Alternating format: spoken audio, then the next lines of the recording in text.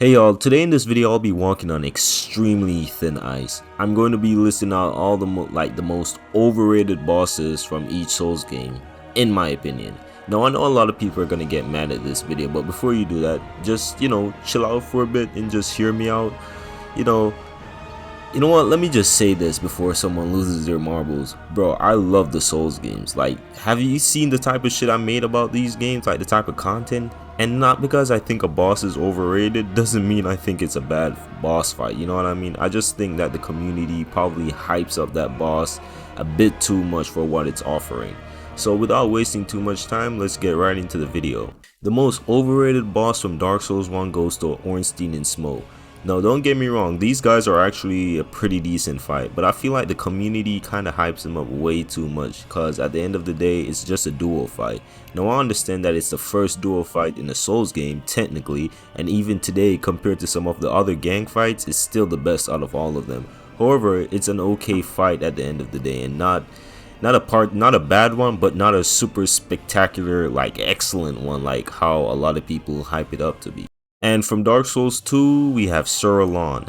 Okay, put down your pitchforks. I know that this fight, especially compared to a lot of the other ones in Dark Souls 2, is one of the best, but I don't really see the hype for this one.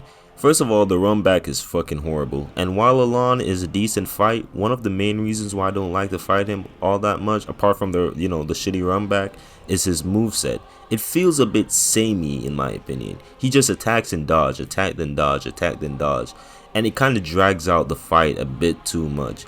And again, it's not a super bad thing, but yeah, sometimes I just want a one-on-one duel, which it is technically a one-on-one duel, but this guy just fucking like hits and dodge, and it's like, come on, bro. Also, the second main issue with this boss is the bad hitboxes. Level up adaptability. Yeah, look, I know, bro, I do, but sometimes it feels like even if your character dodges even by half an inch, the game counts that as a hit, which can be fucking annoying. Now again, Sir Elon is not a bad boss by any means. I just think he's super overhyped within the community. From Dark Souls 3 we have Sister Friede. Now Friede is actually an amazing boss. Her first phase, while annoying at first, once you learn how to follow the snow patterns, can be decent. Her third phase is pretty much her powered up on crack and fucking fire, which makes her boss fight look cinematic as hell and cool.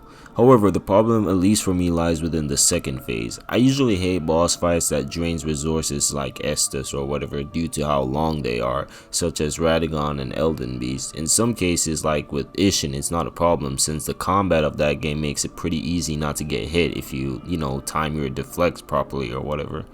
However, in Sister Friede's case, the second phase makes her overall boss fight way too drawn out cause bro, I came here to fight this snow baddie with a scythe, but instead I'm fighting this senile old ass motherfucker that screams while banging his fucking porridge dish on the floor. Like bro, chill the fuck out. Like, I hate knowing that once I reach her third phase, I'm gonna have like 5 Estus or less. And not only that, the 3 phases have 3 separate health bars. So yeah, that's the main reason why I don't like her fight. How would I fix it? I would probably just make Father Ariandel phase comes first. I know story wise it wouldn't make sense, but for the sake of the boss fight, I would let it slide.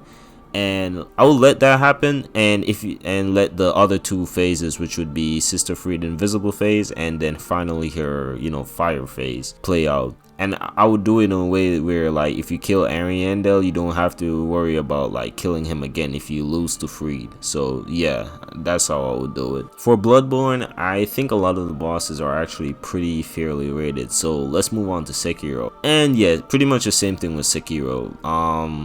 Same as Bloodborne, because I think a lot of these guys are fairly rated within the community. However, if you disagree with me and think that those games have overrated bosses, I'm open to listen.